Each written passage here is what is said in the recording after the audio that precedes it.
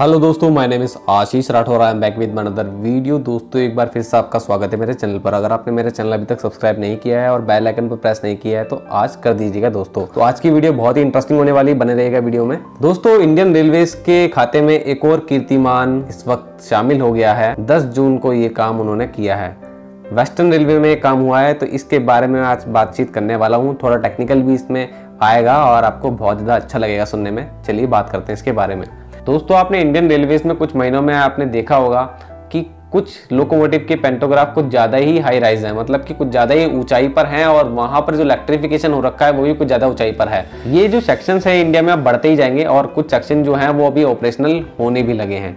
Western dedicated freight corridor में भी इसी चीज़ पर ध्यान दिया गया है कि हाई राइज OHE है। उन जगहों में जो पर्पस है रेलवे का वो ये है कि मालगाड़ी जो होती है उसके अंदर एक मालगाड़ी को और ऐड कर दिया जाए और हमें अपनी कॉस्ट में कमी हो जाए, माल ढुलाई ज़्यादा हो जाए, रेवेन्यू में बढ़त हो जाए। मतलब कि डबल स्टिक कंटेनर का यूज़, एक कंटेनर के ऊपर एक और कंटेनर, डबल स्टिक कंटेनर, जिससे ऊंचाई बढ़ जाती है रेलगाड़ी की और उससे हमें इंफ्रास्ट्रक्चर की भी ऊंचाई बढ़ाना पड़ती है। तो अब कुछ सेक्शन ऑपरेशनल होने लगे हैं। तो जो ये कीर्तिमान स्थापित किया है वेस्टर्न रेलवे ने किया है। वेस्टर्न रेलवे के अंदर 10 जून 2020 को पहली बार ट्रायल किया गया गुजरात के पालनपुर से लेके बोटाड तक एक डबल स्टिक कंटेनर ट्रेन का। और इस डबल स्टिक कंटेनर ट्रेन को ले जा रहा था खींचते हुए WAG-7, जिसका हाई रेस पेंटोग्राफ था। हाई रेस पेंटोग्राफ जो है वो उस सेक्शन में यूज किया गया। पहली बार ऐसा हुआ कि कोई इलेक्ट्रिक लोकोमोटिव जिसके द्वारा डबल स्टिक कंटेनर ट्रेन को खींचा गया। यहाँ तक कि मैंने और जानकारी देखी तो ऑफिशियल जानकारी में ये बताया गया वेस्टर्न रेलवे के द्वारा, पीयूष गोयल जी के द्वारा भी और मिनिस्ट्री ऑफ रेलवे के द्वारा भी कि ये वर्ल्ड में पहली बार हमने किया है। तो दोस्तों ये वर्ल्ड में पहली बार रेलवे ने ऐसा सोचा है हमारे कि हमारा जो गो ग्रीन प्रोजेक्ट है उस प्रोजेक्ट के तहत हम मालगाड़ियों को भी क्यों ना इलेक्ट्रिक लोकोमोटिव से चलाएं। लेकिन हमारा डबल स्टिक कंटेनर वाला ऑपरेशन जो था वो अभी तक इलेक्ट्रिक लोकोमोटिव के साथ नहीं हो पा रहा था और वर्ल्ड में भी कोई नहीं करता है। ये वर्ल्ड में अमेरिका, रशिया, चाइना जितने भी डबल स्टिक कंटेनर ट्रेन को यूज़ करते हैं वो सभी डीजल लोकोमोटिव को यूज़ करते हैं। तो हमारे रेलवे ने सोचा, पर्यावरण के बारे में सोचा, तो इलेक्ट्रिक लोकोमोटिव को इंट्रोड्यूस करने के लिए उन्होंने पेंटोग्राफ के ऊपर थोड़ा रिसर्च को बढ़ाया। अब आगे बढ़ते हैं, क्या दिक्कतें आई इस प्रोजेक्ट में। सबसे पहले तो इस सेक्शन में जो कॉन्टेक्ट वायर होता है जिसमें 25 kV वोल्टेज होती है वो 7.57 मीटर ऊंचाई पर होता है। तो उसके लिए हमको पेंटोग्राफ भी ज़्यादा ऊंचा चाहिए और नॉर्मल में इसको 5.6 मीटर पर रखा जाता है। तो ठीक है दोस्तों, 5.6 मीटर फॉर नॉर्मल जैसे कि हमारी ट्रेन चलती हैं और 7.57 मीटर उस सेक्शन में जहाँ पर ज़्यादा हाई राइज OHE है। इस तरीके के सेक्शन में जो पेंटोग्राफ होता है उसकी लेंथ कैसे बढ़ी, 3.5 मीटर राइज करा जाता है पेंटोग्राफ को, इतना ऊंचाई पर उठाया जाता है या उसके साइज को बढ़ाया गया उसके मुताबिक। तो 3.5 मीटर ऊंचा पेंटोग्राफ होता है दोस्तों इस तरीके के सेक्शन में। और इससे पहले जो नॉर्मल वाले हमारे होते हैं वो 1.5 मीटर ऊंचाई पर होते हैं। तो यहाँ पे सीधा सीधा बहुत ज्यादा ऊंचाई पर उठाया गया है पेंटोग्राफ को।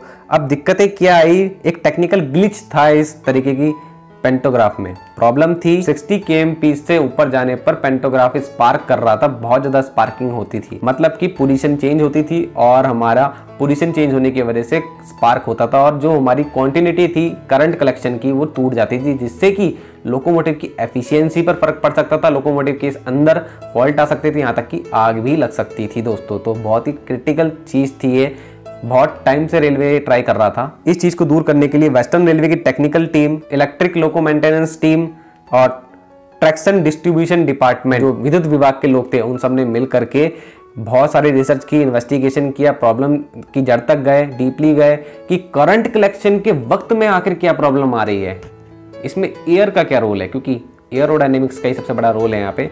विंड टनल इफेक्ट, ये चीज उन्होंने बताई। विंड टनल इफेक्ट जो है बिल्डिंग डिजाइनिंग में भी बहुत इंपॉर्टेंट चीज है और वैसे ही यहाँ पे पेंटोग्राफ में भी इसका एनालिसिस किया जाता है। तो विंड टनल इफेक्ट मतलब कि हवा का ऐसा प्रभाव पेंटोग्राफ पर पड़ता है जिससे कि पेंटोग्राफ अपनी पोजीशन बरकरार नहीं रख पाता। हवा तेज गति से उसको टकराती है और कुछ इस तरीके के वहाँ पर फोर्सेस काम करते हैं जिससे कि उसकी जो पोजीशन है वो बार बार डिस्ट्रैक्ट होती रहती है। इसको हालांकि एक अलग वीडियो में मैं समझाने की कोशिश करूंगा। तो इस इफेक्ट के बारे में इन्वेस्टिगेशन करने के बाद उन्होंने कुछ इसके सॉल्यूशंस निकालने की कोशिश करी। उसके बाद उन्होंने एक सॉल्यूशन दिया कि हम रियर पेंटोग्राफ नहीं राइज करेंगे, हम इसका फ्रंट राइज करेंगे। तो दोस्तों यहाँ तो बिल्कुल सिनेरियो भी बदल गया। अगर हम लोकोमोटिव का फ्रंट पेंटोग्राफ रखते हैं करंट कलेक्शन के लिए ऑन, तो उस पेंटोग्राफ पर नेगेटिव इफेक्ट पड़ेंगे, मतलब कि वहां पर भी विंड का ही इफेक्ट पड़ेगा, मतलब कुछ प्रॉब्लम्स जो क्रिएट होती हैं। इन वीडियो को मैंने पहले ही बनाया हुआ है अपने चैनल पर। लेकिन अगर हम रियर वाला ऑन करके रखेंगे करंट कलेक्शन के लिए, तो वहां पर कुछ इस तरीके की प्रॉब्लम नहीं आएंगी और कमी रहेगी हमारे नॉइज में, जो नॉइज हमारे पेंटोग्राफ जनरेट करता है। मेन चीज नॉइज भी है। लेकिन यहाँ पर तो बिल्कुल जब हमने ऊंचाई बढ़ा दी तो सिनेरियो बिल्कुल उल्टा ही हो गया। यहाँ पर ऊंचाई बढ़ाने पर तो उल्टा हमें ये बोला जा रहा है कि अब हम फ्रंट वाला राइज करके रखें, मतलब फ्रंट वाला उठा करके रखें करंट कलेक्शन के लिए। तो ये एक बहुत ही टेक्निकल उन्होंने एनालिसिस किया। तो मैं कोशिश करूंगा कि इसकी ज़्यादा से ज़्यादा जानकारी मुझे मिल जाए कि उन्होंने क्यों ये सॉल्यूशन दिया, क्या प्रॉब्लम रही इसके पीछे। आप लोगों ने वीडियो देख ही लिया होगा, ऑफिशियल वीडियो मैंने थोड़ा सा चला दिया, उस वीडियो में आपने देख ही लिया होगा फ्रंट वाला जो है पेंटोग्राफ वो राइज किया गया है करंट कलेक्शन के लिए। तो दोस्तों यहाँ पर कुछ इस तरीके की बातें थी। अब साथ में वेस्टर्न रेलवे ने ये भी कहा कि इसी के साथ में उन्होंने 100 kmph की स्पीड के लिए परमिशन दे दी है इस सेक्शन में। ये 275 किलोमीटर का सेक्शन था गुजरात के पालनपुर से बोटाद के बीच में। इसी के साथ उन्होंने ये भी बताया कि गुजरात का राजकोट एंड भावनगर डिवीजन भी अब इंडियन रेलवे के इलेक्ट्रिफिकेशन मैप में शामिल हो गया है। तो इस डिवीजन में अब इलेक्ट्रिफिकेशन का काम जो है वो पूरा हो गया और साथ में अब कॉमर्शियली चालू भी हो गई हैं यहाँ पे ट्रेनें। तो ये बात मेरे को पूरी बतानी थी। और साथ में वेस्टर्न रेलवे का एम है कि 100 करोड़ रुपए पर एनम, एक साल में 100 करोड़ रुपए वो बचाना चाहते हैं इलेक्ट्रिक लोकोमोटिव द्वारा चला करके ट्रेनों को अपने सेक्शन में, वो भी मालगाड़ियों को मेनली, क्योंकि वहां पर जो गुजरात का पोर्ट है, मुंबई का पोर्ट है, वहां से जो बहुत सारा कच्चा माल न्यू दिल्ली तक लाया जाता है, देश के अलग अलग सेक्शन में लाया जाता है, बाद में डीएफसी द्वारा भी लाया जाना है। तो इन सब में हमें इलेक्ट्रिक लोकोमोटिव की जरूरत जरूर पड़नी है, जो कि हाई रेस पेंटोग्राफ वाले लोकोमोटिव होंगे, वो तो और भी ज़्यादा मदद करेंगे इंडिया की, और ज़्यादा से ज़्यादा पैसा बच पाएगा। गो ग्रीन का जो हमारा प्रोजेक्ट है इंडियन रेलवे का, वो भी कामयाब हो पाएगा। कम से कम खपत होगी डीजल की और ईंधन खरीदना नहीं पड़ेगा इंडिया को बाहर के देशों से।